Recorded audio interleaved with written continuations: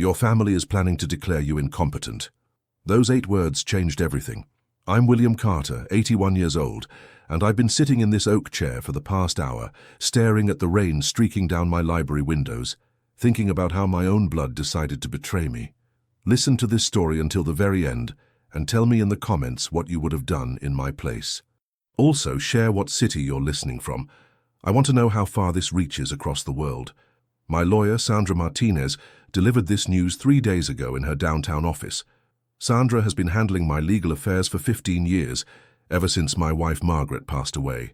She's sharp, honest, and doesn't sugarcoat anything. When she called me in for an urgent meeting, I knew something was seriously wrong. "William," she said, sliding a thick folder across her mahogany desk, "I've received some disturbing information through my network. Your son James and your daughter Catherine have been consulting with elder law attorneys about having you declared mentally incompetent." The folder contained copies of medical evaluations I'd never seen, psychiatric reports from doctors I'd never met, and sworn statements from my own children claiming I was losing my mind. According to their carefully constructed narrative, I had been showing signs of severe dementia for months. They documented incidents of confusion, memory loss, and poor judgment that painted me as a danger to myself and others. The problem was, none of it was true.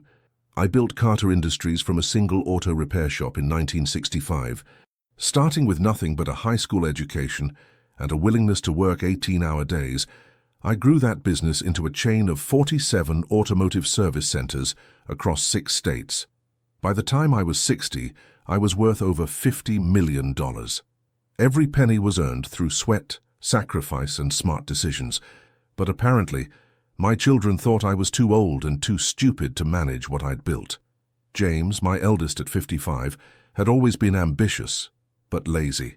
He wanted the rewards of success without the work required to earn them.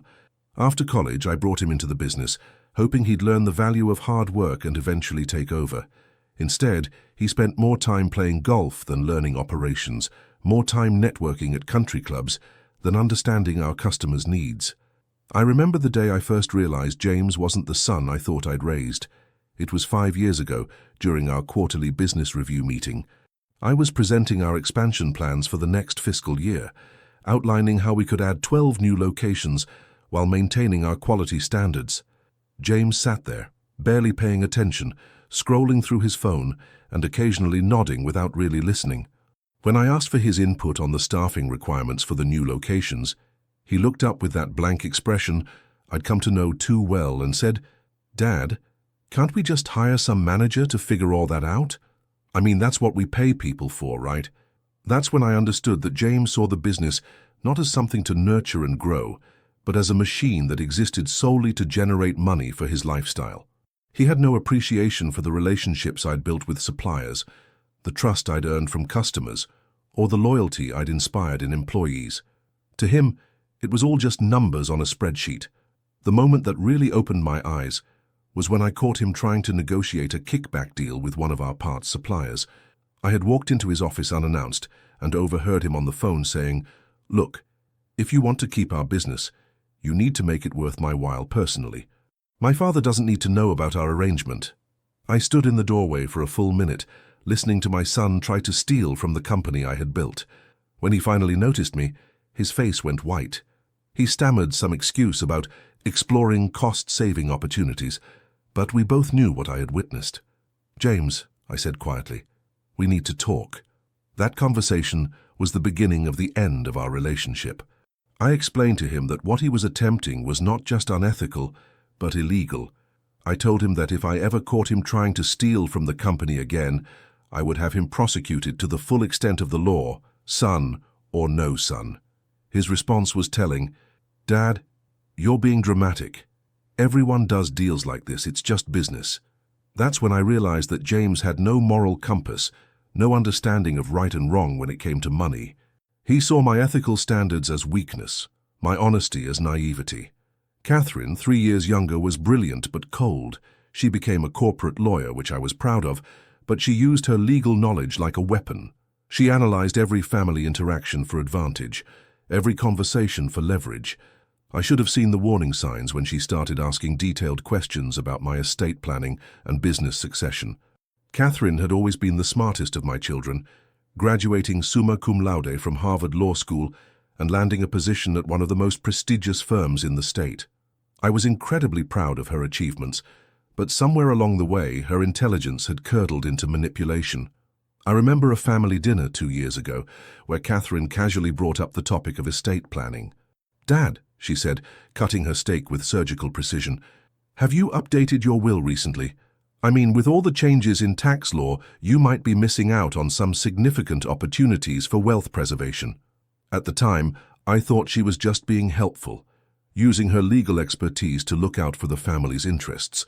But now I realize she was conducting reconnaissance, gathering information about my assets and how they were structured.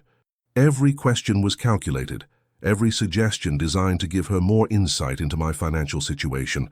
What I didn't know then was that Catherine had been secretly researching conservatorship law for months. She had studied cases where adult children had successfully gained control of their parents' assets, analyzing the strategies that worked and the mistakes that led to failure. She approached my potential incapacitation like a legal case to be won, rather than a family crisis to be managed with love and care. I later discovered that Catherine had been attending seminars on elder law, networking with attorneys who specialized in conservatorship proceedings, and even consulting with geriatric psychiatrists about the best way to document cognitive decline in elderly patients. She had turned my potential mental deterioration into a professional development opportunity. The most chilling discovery was a notebook I found in her old bedroom when I was cleaning out some family belongings. The notebook contained detailed observations about my behavior, my speech patterns, my memory, and my decision-making processes. She had been studying me like a lab rat, looking for signs of weakness she could exploit. One entry, dated 6 months before their conspiracy began, read, "Dad seemed confused about the new tax regulations during our conversation today. He asked me to repeat the explanation twice. This could be early evidence of cognitive decline. Need to document more instances like this." Another entry from 3 months later. "Dad forgot the name of the new mechanic at the downtown location. When I reminded him, he seemed embarrassed. This kind of memory lapse could be significant if we need to build a case for incompetency." Reading those entries was like discovering that my own daughter had been planning my destruction for months, carefully documenting every human moment of forgetfulness or confusion as evidence against me. The third conspirator was my daughter-in-law, Rebecca, James's wife of 20 years. Rebecca had married into money and expected to inherit it. She treated our family wealth like her personal trust fund, spending freely on designer clothes, expensive vacations, and luxury cars. When I started questioning some of their extravagant purchases, she became hostile and resentful. Rebecca was the kind of woman who married for status rather than love. She was beautiful, charming when it served her purposes, and absolutely ruthless when it came to protecting what she saw as her financial interests.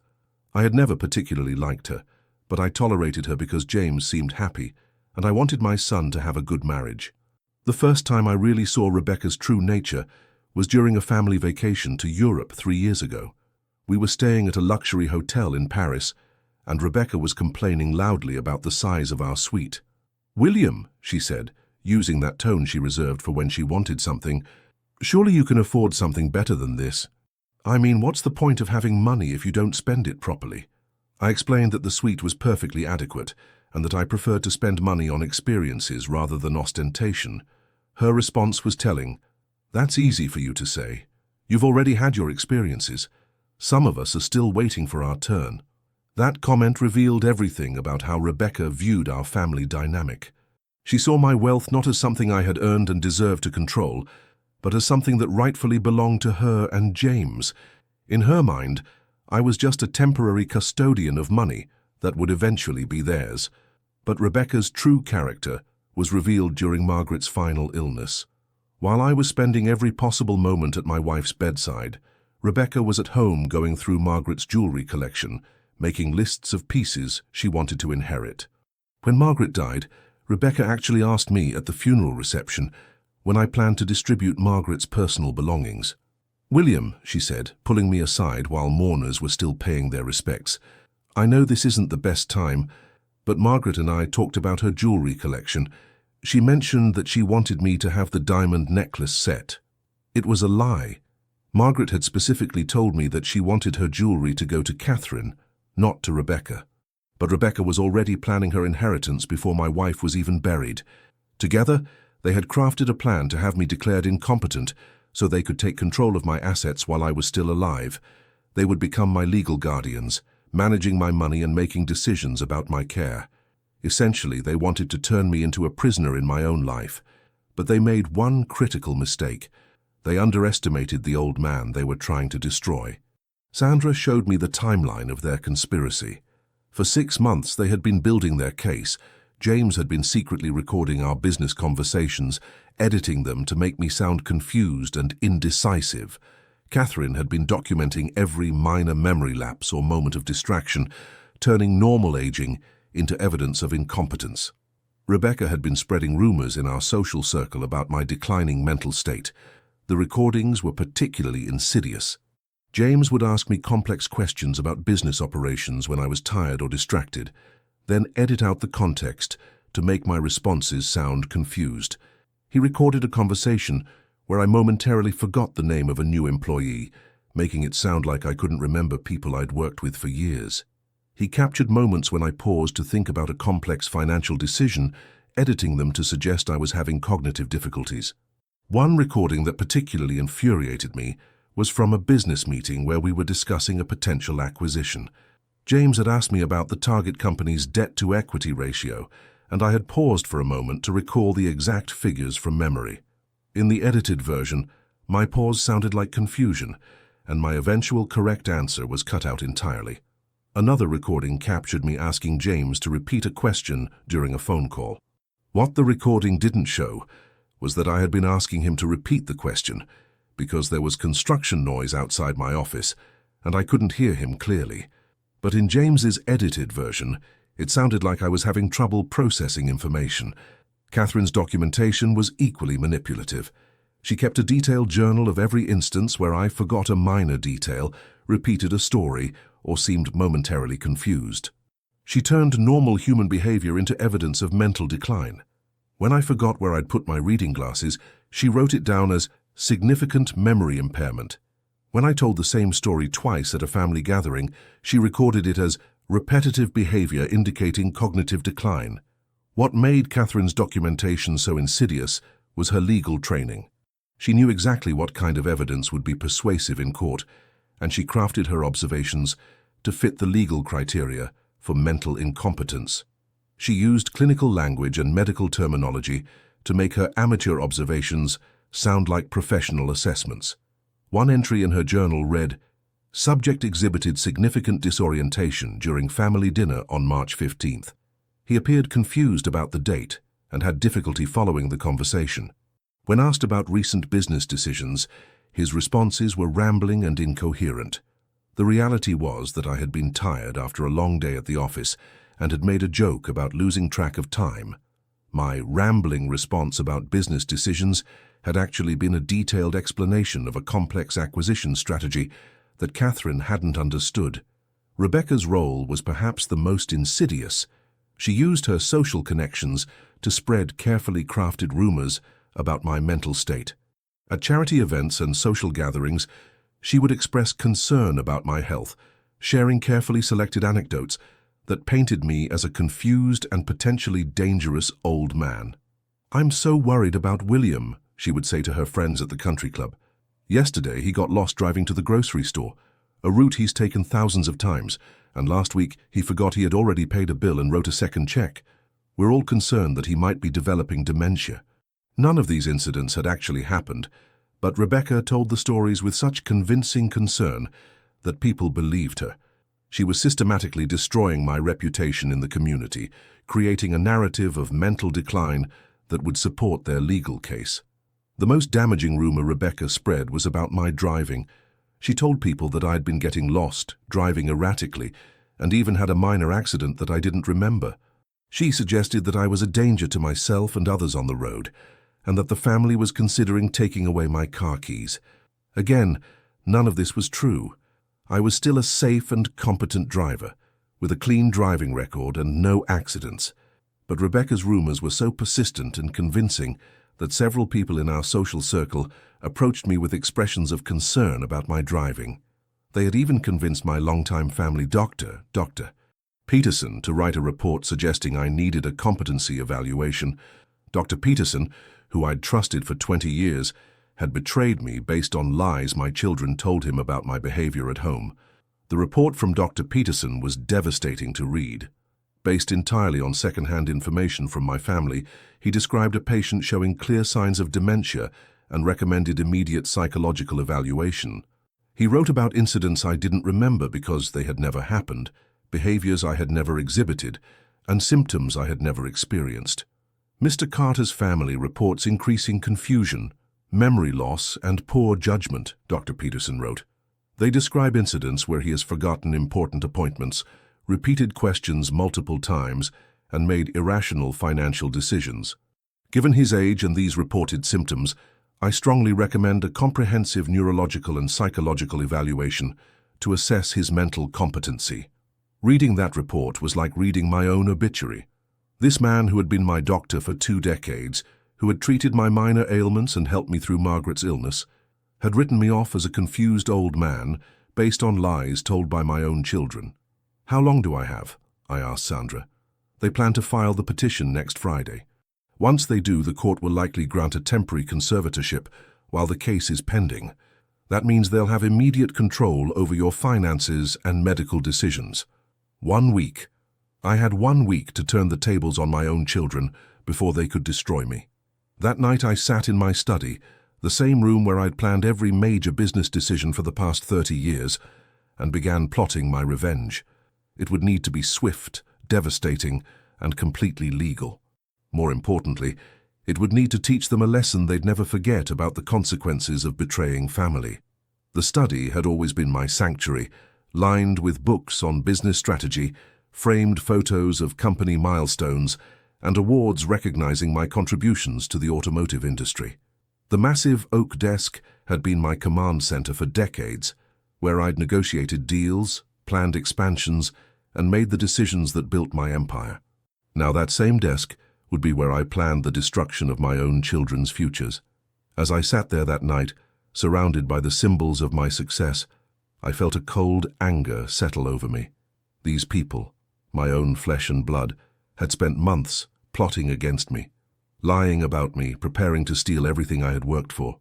They had turned my own home into a surveillance operation, my own doctor into an unwitting accomplice, my own community into a network of false witnesses. But they had made a fundamental error in their calculations. They had assumed that age meant weakness, that being 81 meant being helpless. They had forgotten that I hadn't built a $50 million empire by being naive or passive. They had forgotten that the same strategic mind that had outmaneuvered competitors and navigated market crashes was still sharp, still capable of planning and executing complex strategies. Most importantly, they had forgotten that I had nothing left to lose. Margaret was gone, my children had revealed their true nature, and my legacy was already secure through my business achievements. I was free to act without concern for family harmony or future relationships. I could focus entirely on justice. The first step was gathering evidence. I needed to document their conspiracy and prove that I was mentally competent. I started by hiring a private investigator, Marcus Thompson, a former FBI agent who specialized in corporate fraud cases. Within 48 hours, Marcus had uncovered a treasure trove of evidence. Marcus was exactly the kind of professional I needed, methodical, thorough, and completely uncompromising when it came to gathering facts. He had spent 20 years with the Bureau investigating white-collar crime, and he approached my case with the same systematic precision he'd used to bring down corporate criminals. "Mr. Carter," Marcus told me during our first meeting, "what your children are doing is textbook elder abuse. I've seen cases like this before, and the pattern is always the same. They isolate the victim, control the narrative, and manipulate the legal system to steal assets. But they usually target people who are actually vulnerable. The fact that you're fighting back gives us a huge advantage." Marcus's investigation was comprehensive and devastating. He used surveillance equipment to monitor my children's activities, electronic forensics to recover deleted communications, and human intelligence sources to gather information about their meetings and plans. He found emails between James and Catherine discussing the best way to handle the old man. The correspondence revealed the cold, calculating nature of their conspiracy. In one email, Catherine wrote to James, "We need to be more systematic about documenting Dad's incidents. The court will want to see a clear pattern of decline over several months." James responded, "I've been recording our business meetings. I can edit them to highlight the moments when he seems confused or indecisive. Rebecca has been talking to people at the country club, planting seeds about his mental state." Another email chain showed them discussing the financial benefits of gaining control over my assets. Catherine had calculated that they could liquidate certain investments and restructure others to maximize their immediate access to cash. James had researched the sale value of Carter Industries, estimating they could get at least $40 million if they sold quickly. "Once we have conservatorship," Catherine wrote, "we can restructure everything within the first 6 months. Dad's investment portfolio is too conservative for someone our age. We can move money into higher yield investments and start drawing management fees for handling his affairs." The management fees were particularly galling. They were planning to pay themselves substantial salaries for managing the money they were stealing from me. They had calculated that they could legally extract hundreds of thousands of dollars per year in administrative costs while slowly liquidating my assets for their own benefit. Marcus discovered that Rebecca had been meeting with interior designers to redecorate my house once they gained control. She had already selected new furniture, planned renovations, and even chosen paint colors. The invoices showed she was planning to spend over $200,000 redecorating a house that wasn't even hers yet. The interior design consultations were particularly revealing because they showed how confident Rebecca was that their plan would succeed. She had scheduled the renovations to begin just 2 weeks after they planned to file the conservatorship petition. She was already mentally living in my house, already planning to erase every trace of Margaret's decorating choices and my personal preferences. Most damning of all, Marcus recorded a conversation where they discussed selling my business immediately after gaining conservatorship, splitting the proceeds among themselves. The recording captured Rebecca saying, "Once we have control, we can liquidate everything within 6 months. The old man will never know what hit him." The recording was made at a restaurant where they thought they could speak freely. Marcus had positioned surveillance equipment at a nearby table and captured their entire conversation. The audio quality was crystal clear, and their voices were easily identifiable. "The key is moving fast," James said in the recording. "Once we have conservatorship, we need to start liquidating assets immediately. The longer we wait, the more chance there is for complications." Catherine agreed. "I've already identified which assets we should sell first. The real estate holdings alone are worth $15 million. We can have those on the market within a month of gaining control." Rebecca's contribution was typically focused on personal benefits. "And I want to redecorate the house completely. That old-fashioned furniture has to go. We need to modernize everything to reflect our tastes, not his." The conversation continued for over an hour, with my children discussing my assets like they were already theirs, planning my future like I was already dead. They talked about which nursing home they would put me in, how they would manage my medical care, and how they would handle any resistance from me or my friends. Meanwhile, I underwent comprehensive psychological and neurological testing with independent physicians. The results were unambiguous. I was mentally sharp, cognitively intact, and fully capable of managing my own affairs. Dr. Elizabeth Hayes, one of the most respected neurologists in the state, wrote a detailed report confirming that I showed no signs of dementia or cognitive decline. Dr. Hayes put me through an extensive battery of tests over 3 days. She evaluated my memory, cognitive function, decision-making ability, and emotional stability. The results showed that while I had some normal age-related changes in processing speed, my overall mental function was well within the normal range for someone my age. "Mr. Carter," Dr. Hayes told me, after reviewing all the test results, "I can say with complete confidence that you show no signs of dementia, Alzheimer's disease, or any other condition that would impair your ability to make decisions about your own life and finances. Your cognitive function is actually quite impressive for someone your age." The neurological tests included brain imaging, memory assessments, problem-solving exercises, and psychological evaluations.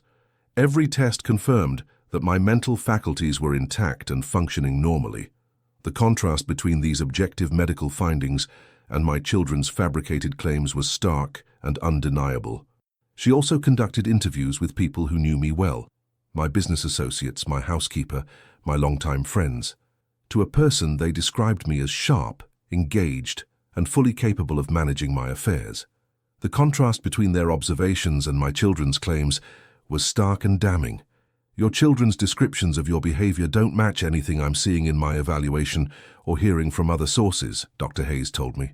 Either they're observing things that no one else is seeing, or they're fabricating evidence for their own purposes. But documentation was only the beginning.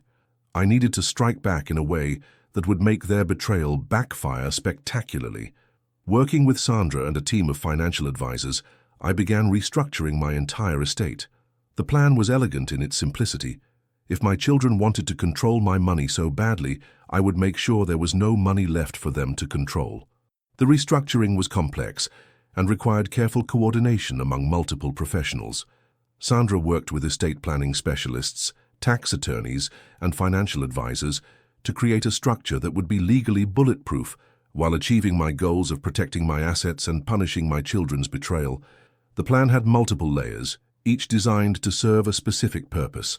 The primary goal was to ensure that my children would receive nothing from their betrayal, but I also wanted to create positive outcomes for people who deserved to benefit from my success. I established the Margaret Carter Foundation for Automotive Education, named after my late wife. The foundation would provide scholarships for students pursuing careers in automotive technology, fund training programs for mechanics, and support research into sustainable transportation. I endowed it with $30 million, more than half of my liquid assets. The foundation was structured as a perpetual charitable trust, meaning it could never be dissolved or redirected, even if I were declared incompetent. The board of directors included respected community leaders, automotive industry professionals, and educators who shared my vision of supporting working-class students pursuing technical careers. Margaret would have loved the foundation. She had always believed that education was the key to opportunity, and she had encouraged me to use my success to help others achieve theirs. The foundation would be a lasting tribute to her memory and her values, while also ensuring that my wealth would be used for meaningful purposes rather than funding my children's luxurious lifestyles. The scholarship program was designed to help students who reminded me of myself at their age, young people from working-class families who had the intelligence and drive to succeed but lacked the financial resources to pursue their dreams.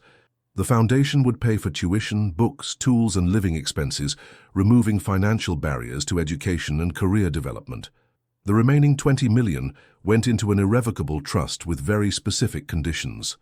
My children would receive their inheritance, but only if they met certain requirements. They had to publicly apologize for their betrayal, undergo psychological counseling to address their greed and entitlement, and demonstrate genuine remorse for their actions. The trust document was a masterpiece of legal precision. Sandra had crafted conditions that were technically achievable, but practically impossible for people with my children's character flaws. The public apology had to be specific, acknowledging their lies and manipulation. The psychological counseling had to be with approved professionals who would provide honest assessments of their progress. The demonstration of remorse had to include concrete actions, not just words. The public apology requirement was particularly detailed. My children would have to acknowledge, in writing and in public statements, that they had fabricated evidence of my mental decline, that they had lied to medical professionals, that they had conspired to steal my assets, and that their actions were motivated by greed rather than concern for my welfare. The psychological counseling requirement included provisions for ongoing evaluation and progress reports. The counselors would have to certify that my children had genuinely addressed their issues with greed, entitlement, and family loyalty before any inheritance payments could be made. Even if they somehow met all the conditions, the trust was structured so that they would receive their inheritance in small annual payments over 20 years, with the trustee having discretion to withhold payments if they reverted to their previous behavior. But the real masterstroke involved Carter Industries itself. Instead of leaving the business to my children, I sold it to my employees through an employee stock ownership plan. The mechanics, Managers and office workers who had helped me build the company would now own it. They had earned that ownership through years of loyalty and hard work. The ESOP was structured to give every employee a stake in the company's success. The mechanics who had worked in my shops for decades would become owners. The managers who had helped me expand across multiple states would have equity in what they had helped build. The office workers who had handled customer service and administration would share in the profits they had helped generate. The transition to employee ownership was carefully planned to ensure continuity and success. I worked with ESOP specialists to structure the sale in a way that would provide me with fair compensation while giving employees meaningful ownership stakes. The purchase price was financed through company earnings and bank loans, with employees gradually buying out my ownership interest over several years. The irony was perfect. In trying to steal my wealth, my children had ensured it would go to people who actually deserved it. As I worked through the legal details, I found myself reflecting on where I had gone wrong as a father. I had given my children every advantage: the best schools, financial security, opportunities I never had. But somewhere along the way, I had failed to teach them the values that made those advantages meaningful. James had grown up expecting success to be handed to him rather than earned. I remembered his high school graduation, when he told me he planned to take over the business after college. Not learn the business, not earn his place in it. Take it over, as if it were his birthright rather than something that required dedication and competence. I had enabled this attitude by giving him everything he wanted without requiring him to work for it. When he wanted a car in high school, I bought him a new one instead of making him earn the money. When he struggled in college, I hired tutors and made donations to ensure his graduation, instead of letting him face the consequences of his poor study habits. Catherine had learned to see relationships as transactions rather than bonds of love and loyalty. Even as a child, she had been calculating, always looking for angles and advantages. I thought her analytical nature would serve her well in law school, but instead, it had turned her into someone who viewed family relationships through the lens of legal strategy. I remembered a conversation we had when she was in high school, where she asked me detailed questions about inheritance law and estate planning. At the time, I thought she was just intellectually curious about my business. Now I realized she was already thinking about how to maximize her eventual inheritance. Rebecca had married into our family for money rather than love, and I had allowed it because I wanted my son to be happy. I should have seen the warning signs when she started asking about my estate planning during their engagement party, when she insisted on a prenuptial agreement that heavily favored her in case of divorce, when she began treating family gatherings like networking opportunities. My wife Margaret had warned me about spoiling them. "William," she used to say, "you're teaching them that money is more important than character. Someday that's going to come back to haunt you." She was right, as she usually was about family matters.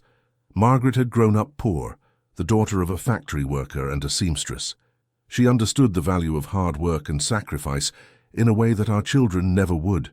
She had tried to instill those values in James and Catherine, insisting they get summer jobs as teenagers, making them pay for their own car insurance, requiring them to earn spending money through chores and responsibilities. But I had undermined her efforts, giving them money when she said no, buying them expensive gifts when she thought they should save up for things themselves, rescuing them from the consequences of their poor decisions when she thought they should learn from their mistakes. "You're not helping them by making everything easy," Margaret had told me during one of our many discussions about parenting. "You're crippling them. They need to learn that good things come from hard work, not from having rich parents." I had dismissed her concerns at the time, thinking she was being too harsh. I wanted to give my children the opportunities I never had, to spare them the struggles I had endured. But in doing so, I had created entitled, selfish adults who saw my success as their inheritance rather than their inspiration. The weekend before they planned to file their petition, I invited all 3 conspirators to Sunday dinner at my house. It would be our last family meal together, though they didn't know it yet. I wanted to look them in the eyes one more time to see if there was any trace of the children I had loved and sacrificed for. The dinner was held in our formal dining room, the same room where we had celebrated countless holidays, birthdays, and family milestones. The mahogany table could seat 12, but that night it felt enormous with just the 4 of us. The crystal chandelier cast warm light over the scene, creating an atmosphere of elegance that masked the ugly reality of what was about to unfold. I had asked Maria, my housekeeper, to prepare Margaret's favorite meal: roast beef with Yorkshire pudding, roasted vegetables, and apple pie for dessert. It seemed fitting that our last family dinner would honor Margaret's memory, especially since my children were about to dishonor everything she had stood for. They came, all three of them, putting on performances of concern and affection that would have been convincing if I hadn't known the truth. James asked about my health with fake worry in his voice, inquiring about my sleep patterns and whether I was taking my medications properly. Catherine inquired about my business activities with calculated interest, asking detailed questions about recent decisions and upcoming contracts. Rebecca even brought flowers, a gesture so uncharacteristic that it was almost insulting. Throughout dinner, I watched them carefully, looking for any sign of genuine love or remorse. I saw none. They were committed to their betrayal, convinced they were justified in their actions. James dominated the conversation, talking about his golf game and his plans for a vacation in the Bahamas. He seemed relaxed, confident, already mentally spending the money he thought he would soon control. He made several references to family responsibilities and taking care of Dad, laying the groundwork for their upcoming legal action. "You know, Dad," James said while cutting his roast beef, "Rebecca and I have been thinking that this house is getting too big for you to manage alone. Have you considered maybe downsizing to something more manageable? We could help you find a nice place, maybe something with on-site medical care." The suggestion was delivered with such fake concern that I almost laughed. James was already planning to move me out of my own house so he and Rebecca could move in.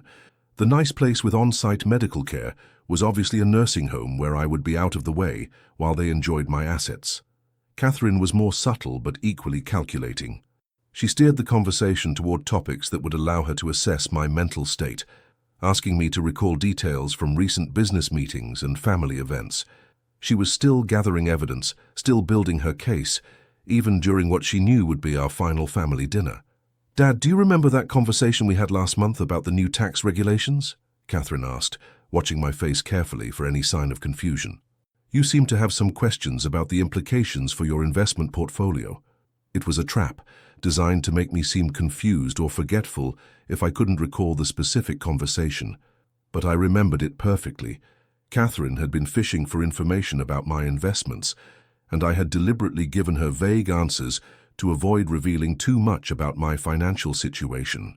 Rebecca played the role of the concerned daughter-in-law, expressing worry about my living alone in such a large house and suggesting that I might be happier in a more manageable living situation. She was already planning my exile from my own home, already envisioning herself as the lady of the manor.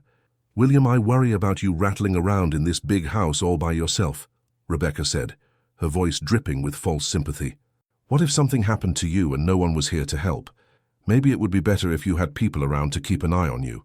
The irony was rich, Rebecca expressing concern about my safety while simultaneously planning to steal everything I owned.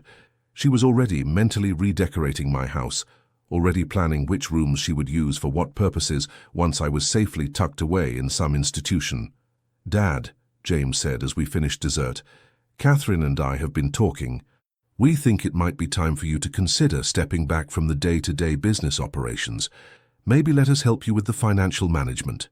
It was their final attempt to get me to surrender voluntarily, to make their legal action unnecessary. For a moment I considered telling them I knew everything, giving them one last chance to abandon their plan and beg for forgiveness. But then I looked at their faces, James's barely concealed impatience, Catherine's cold calculation, Rebecca's greedy anticipation, and I realized they were beyond redemption. They had made their choice, and now they would face the consequences. "That's thoughtful of you," I replied calmly, "but I'm feeling quite sharp these days. I think I'll keep running my own life for a while longer." The disappointment in their eyes was unmistakable. They had hoped I would make their job easier, but now they would have to proceed with their original plan. As they left that evening, whispering among themselves and exchanging meaningful looks, I knew it would be the last time we would be together as a family. I watched from my front window as they walked to their cars, their heads bent together in urgent conversation. James was gesticulating animatedly, probably expressing frustration that I hadn't taken their bait. Catherine was nodding grimly, no doubt reassuring him that their legal strategy would work regardless. Rebecca was checking her phone, likely texting someone about the evening's events. As their tail lights disappeared into the darkness, I felt a profound sadness settle over me. These were my children, the babies I had held in my arms, the toddlers I had taught to walk, the young adults I had been so proud to see graduate from college. Now they were strangers, enemies, people who saw me as an obstacle to their financial goals rather than as their father. But the sadness was quickly replaced by cold determination. They had chosen their path, and now I would show them the consequences of betraying family. Friday morning arrived grey and cold. I was in Sandra's office by 8 o'clock, reviewing the final details of my estate restructuring and preparing for what we knew was coming. Sandra's office was a fortress of legal expertise, with law books lining every wall and case files stacked neatly on every surface. She had assembled a team of specialists for my case, estate planning attorneys, forensic accountants, and litigation experts who would ensure that my counterattack was both devastating and legally unassailable. "William," Sandra said as we reviewed the final documents, "are you absolutely certain you want to proceed with this? Once we execute this plan, there's no going back. Your relationship with your children will be permanently destroyed."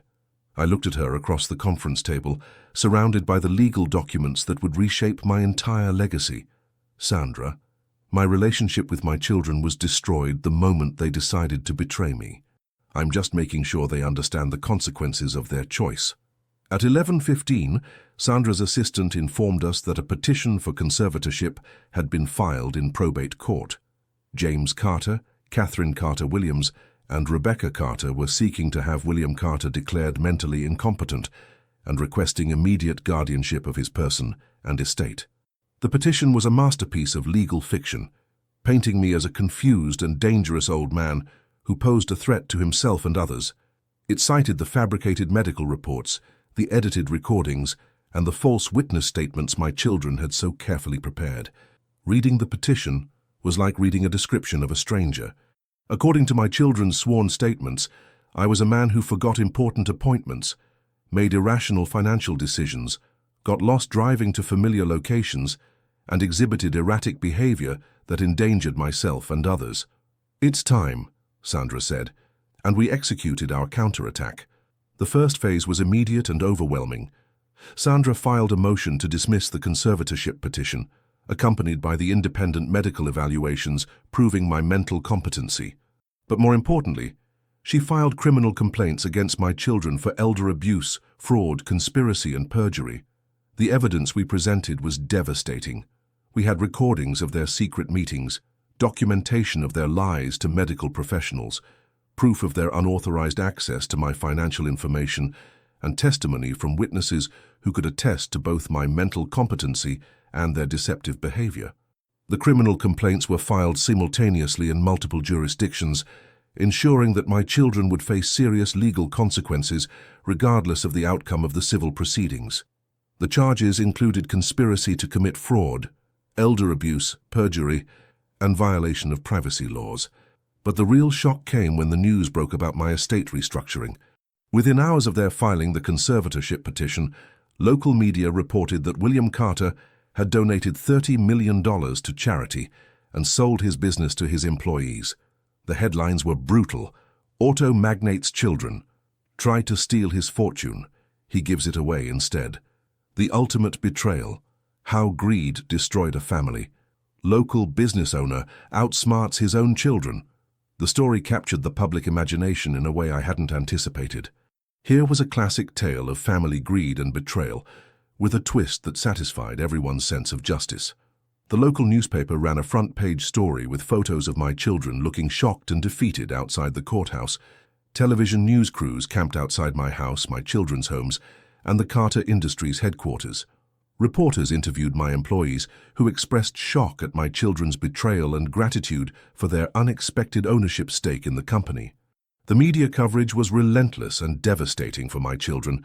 Every detail of their conspiracy was exposed, every lie was revealed, every moment of their greed was documented for public consumption.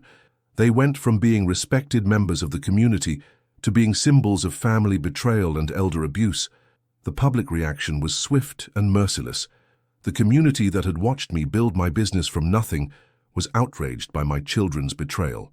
Customers began boycotting James's luxury car dealership, leaving scathing reviews online and cancelling service appointments.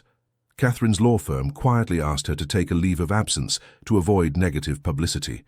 Rebecca found herself ostracized from the social circles she had worked so hard to join. The boycott of James's dealership was particularly effective. Within a week, his sales had dropped by 80%. Customers who had been loyal to the Carter name for decades refused to do business with someone who would betray his own father. The local Chamber of Commerce revoked his membership, and the country club where he spent most of his time asked him to resign. The financial impact on James was immediate and severe. His dealership, which had been profitable for years, suddenly couldn't meet its operating expenses. He was forced to lay off employees, reduce inventory, and eventually put the business up for sale at a significant loss. Catherine's legal career suffered even more dramatic consequences. Her law firm, which prided itself on its reputation for integrity and ethical behavior, couldn't afford to be associated with someone who had conspired to defraud her own father. Several major clients threatened to take their business elsewhere if Catherine remained with the firm. The State Bar Association also launched an investigation into Catherine's conduct, threatening her law license and her ability to practice law. The charges of perjury and fraud were particularly damaging to someone whose career depended on credibility and trustworthiness. Rebecca's social exile was perhaps the most complete. The charity organizations where she had served on boards asked for her resignation. The exclusive women's club where she had been a member for 15 years revoked her membership. Even her personal trainer and hairstylist refused to continue serving her, not wanting to be associated with someone who had betrayed a beloved community figure. The social ostracism extended to every aspect of Rebecca's life. Invitations to parties and events stopped coming. Former friends crossed the street to avoid speaking to her. The luxury lifestyle she had worked so hard to achieve crumbled around her as the community turned its back on her. But the personal cost was enormous. Overnight, I had lost my family. The children I had raised, the legacy I had hoped to leave through them, was gone forever. The money I had given away could be replaced, but the relationships I had destroyed could not. The magnitude of what I had done hit me that first night after the news broke. I sat in my study, surrounded by family photos that now seemed like artifacts from a different life, and tried to process the finality of my decision. There would be no more family dinners, no more holiday celebrations, no more shared memories. I had chosen justice over family, principle over blood, and there was no going back. James's reaction was predictably desperate and angry. He hired his own legal team and tried to challenge the estate restructuring, claiming that my actions proved I was mentally incompetent. But the evidence of his conspiracy undermined any credibility he might have had, and his obvious financial motivation made his claims appear self-serving. His attorney, a sleazy ambulance chaser named Harold Finch, held a press conference claiming that I had been manipulated by unscrupulous advisors who wanted to benefit from my generosity. Finch argued that no rational person would give away $50 million to spite their children, and that my actions were clear evidence of mental incompetence. "Ladies and gentlemen," Finch said, standing on the courthouse steps with James beside him, "we are dealing with an elderly man who has been manipulated by people who want to profit from his confusion. No rational person gives away their entire fortune to hurt their own children. This is clearly the work of unscrupulous advisors who have taken advantage of Mr. Carter's declining mental state." But the strategy backfired spectacularly. The press conference only drew more attention to the evidence of James's conspiracy, and Finch's obvious desperation made him look like exactly what he was, a lawyer trying to help his client steal money from an elderly man. Reporters at the press conference asked pointed questions about the recordings of James's conspiracy, the fabricated medical evidence, and the timeline of the family's actions. Finch had no good answers, and James looked increasingly uncomfortable as the questions became more aggressive. Catherine attempted a more sophisticated approach, arguing that my actions were the result of undue influence from Sandra and others who wanted to benefit from my generosity. But the independent medical evaluations and the extensive documentation of my decision-making process made it clear that I had acted of my own free will and with full mental capacity. Catherine's legal strategy was more nuanced than James's, focusing on the technical aspects of estate law and the timing of my asset transfers. She argued that I had been pressured into making hasty decisions by advisors who stood to benefit from my charitable giving, and that the restructuring should be reversed to protect my interests. "Your Honor," Catherine argued in court, "my father's sudden decision to give away his entire fortune is completely out of character for a man who spent his entire life building and preserving wealth.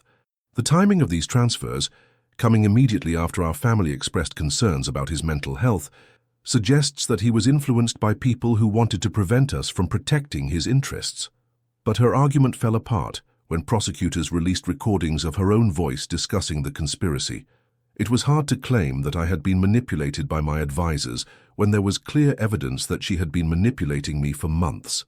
The judge was particularly harsh in his response to Catherine's arguments. "Counselor, the evidence shows that your father's decision to restructure his estate came only after he discovered your conspiracy to have him declared incompetent. His actions appear to be a rational response to your betrayal, not evidence of mental incapacity." Rebecca's response was perhaps the most pathetic. She publicly claimed that she had been manipulated by James and Catherine into participating in the conspiracy. She hired a public relations firm to rehabilitate her image and even appeared on local television to apologize. Her television appearance was a disaster.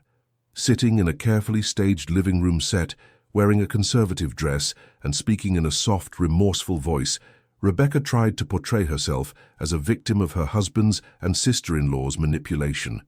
"I want the public to know that I deeply regret my involvement in this situation," she said, looking directly into the camera with what she probably thought were sincere eyes. "I was pressured by my family to participate in something I knew was wrong. I should have stood up for William, who has always been generous and kind to me." But the recordings we had made clearly showed that she had been an enthusiastic participant in the plan, and her sudden remorse was obviously motivated by self-preservation rather than genuine regret. The interviewer pressed her on specific details from the recordings, and her carefully rehearsed answers fell apart under scrutiny. "Mrs. Carter," the interviewer said, "we have recordings of you saying, and I quote, 'Once we have control, we can liquidate everything within 6 months. The old man will never know what hit him.' How do you explain that statement if you were just an unwilling participant?"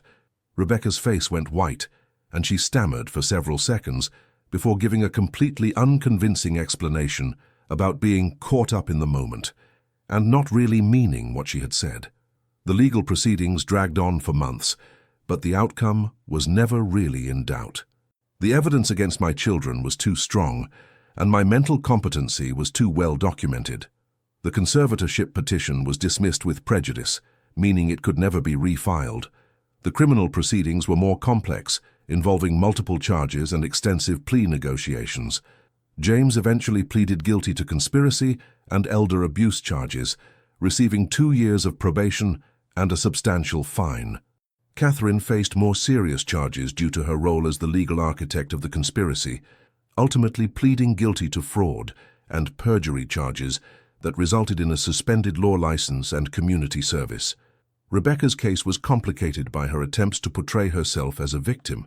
Prosecutors were initially inclined to offer her a favorable plea deal, but the recordings of her enthusiastic participation in the conspiracy made it clear that she had been a willing participant. She eventually pleaded guilty to conspiracy charges and received probation and a substantial fine. More importantly, the court issued restraining orders preventing them from contacting me or coming near my property. The children who had tried to control my life were now legally prohibited from being part of it. The restraining orders were comprehensive, prohibiting any form of contact, phone calls, emails, letters, or third-party communications. They couldn't come within 500 feet of my home or business properties. They couldn't attend events where they knew I would be present. Essentially, they were legally erased from my life. As the dust settled and the media attention faded, I found myself in a strange new reality. I was still wealthy. The estate restructuring had been strategic, not complete, but I was also completely alone. The family I had worked so hard to provide for no longer existed, at least not in any meaningful way.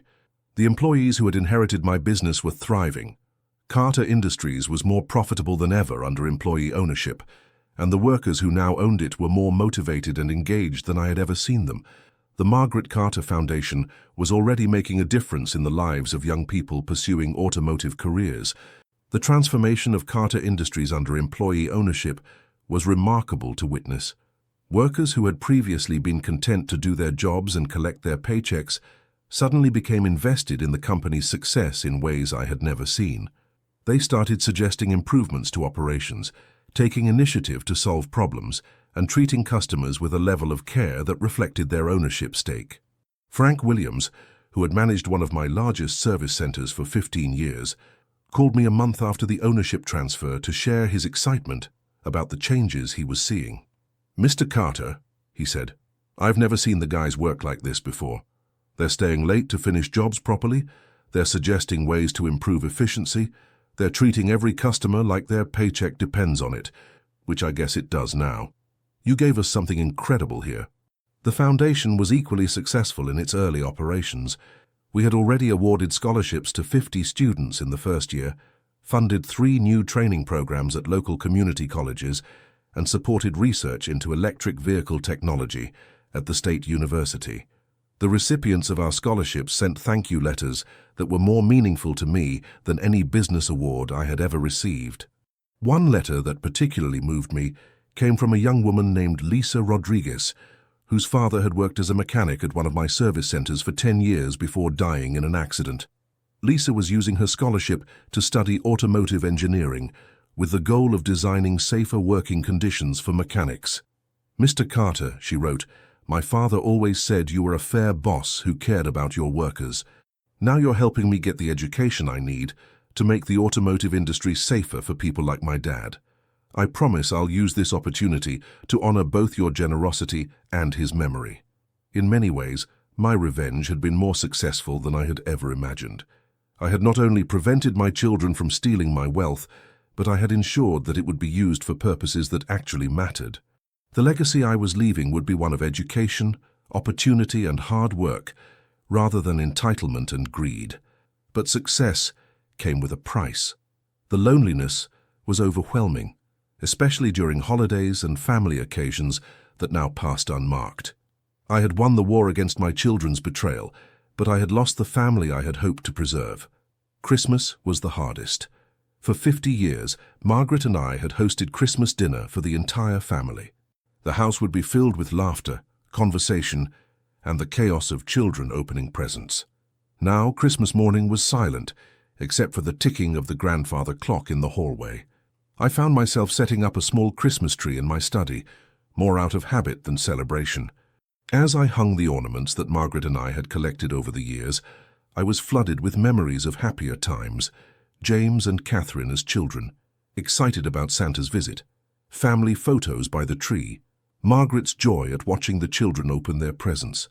Now those children were strangers who had tried to steal everything I had worked for, and Margaret was gone. The ornaments seemed like relics from someone else's life. My housekeeper, Maria, who had worked for me for 12 years, became more than an employee. She became a friend and confidant. Maria had witnessed the entire conspiracy unfold, had seen how my children treated me in my own home, and had been disgusted by their behavior. "Mr. Carter," she told me one afternoon as she served tea in my study, "you did the right thing. Those children of yours, they forgot who raised them, who gave them everything. They deserved what they got." Maria's loyalty meant more to me than I could express. She had been offered money by my children to spy on me, to report on my activities and behavior, and she had refused. When they tried to pressure her to support their claims about my mental state, she had threatened to quit rather than betray me. "They came to me 3 times, Maria told me months later. Mr. James offered me $5,000 to say you were acting strange. Mrs. Rebecca promised me a job with better pay if I would help them. Miss Catherine even threatened to have me deported if I didn't cooperate. But I told them all the same thing. Mr. Carter has been good to me, and I won't betray him for any amount of money." My longtime business associates rallied around me, ensuring that I wasn't completely isolated. Harold Morrison, my old business partner, visited regularly, and we would spend hours discussing industry trends and sharing memories of our early days in business. Frank Williams, who now managed the employee-owned Carter Industries, stopped by weekly to update me on how the transition was progressing. Sandra became not just my attorney, but a trusted advisor who helped me navigate the complex emotions of my situation. She had seen many family disputes in her career, but she told me that the level of betrayal in my case was unusual, even by her standards. "William," she said during one of our regular meetings, "I've handled hundreds of estate disputes, and I've seen families torn apart by greed many times. But what your children did was particularly cruel, because they tried to steal not just your money, but your dignity and autonomy. You had every right to respond the way you did." Slowly, I began to build a new kind of family, one based on choice rather than blood, loyalty rather than obligation, respect rather than entitlement. The employees who now owned my former company treated me with genuine affection and gratitude. The students who benefited from my foundation sent letters of thanks that warmed my heart more than any family dinner ever had. I started volunteering at the local community college, teaching business classes, and sharing my experience with young entrepreneurs. The students were eager to learn, respectful of my experience, and grateful for my guidance. Teaching them reminded me why I had fallen in love with business in the first place: the challenge of solving problems, the satisfaction of building something valuable, the joy of helping others succeed. One of my students, a young man named David Chen, reminded me of myself at his age. He was working 2 jobs to pay for school while starting a small auto repair business in his garage. I began mentoring him privately, helping him understand the complexities of business ownership and growth. "Mr. Carter," David told me after his business had grown to employ 5 people, "you didn't just teach me about business. You taught me about integrity. You showed me that success means nothing if you don't earn it honestly and use it responsibly." A year after the legal proceedings ended, I received an unexpected phone call. It was James, calling from a payphone because his cell service had been disconnected. His voice was shaky, desperate. "Dad, I know you probably don't want to hear from me, but I need to tell you something. Rebecca left me. The business is gone. I'm about to lose the house. I've lost everything."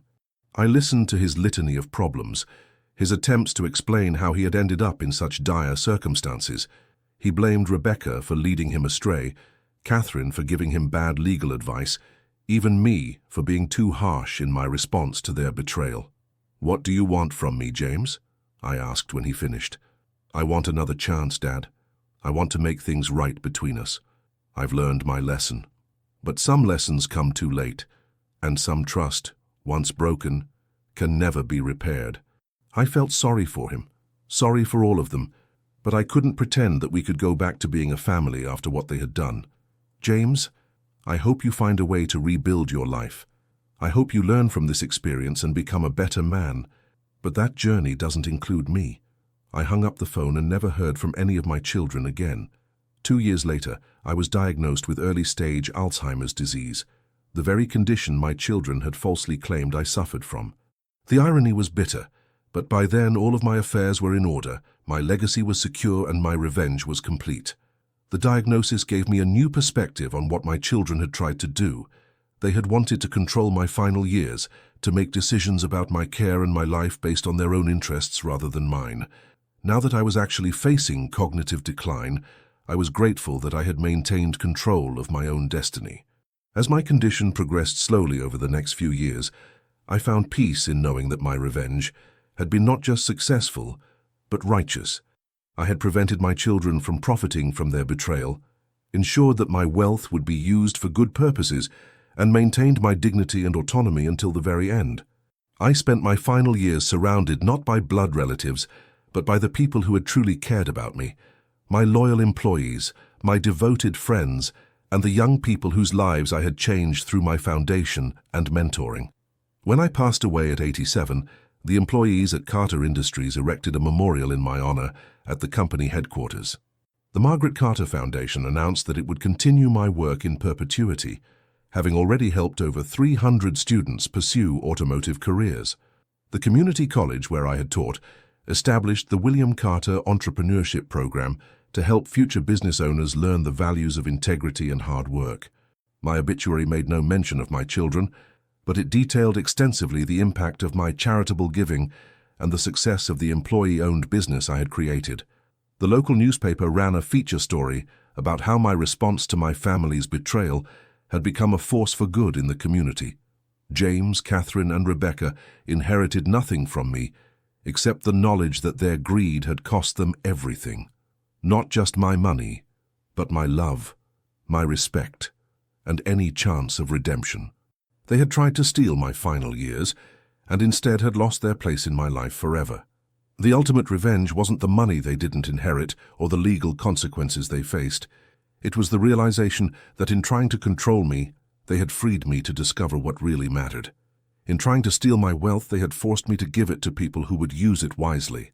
In trying to diminish me, they had enabled me to become more than I had ever been before. My story became a cautionary tale about greed, family loyalty, and the consequences of betrayal. But it was also an inspiring example of how someone can turn the worst betrayal into the greatest triumph, how revenge can be both devastating and redemptive, and how the end of one family can be the beginning of another. The children who thought they knew their father discovered too late that they had underestimated him completely. The man they tried to control had controlled them instead, and the wealth they tried to steal had slipped through their fingers like water, flowing instead to people who would honor my memory and continue my work. In the end, I had the last laugh, the final word, and the ultimate victory. My revenge was complete, my legacy was secure, and my story would be remembered long after those who betrayed me were forgotten. The greatest revenge isn't destroying your enemies, it's building something so meaningful that their betrayal becomes irrelevant.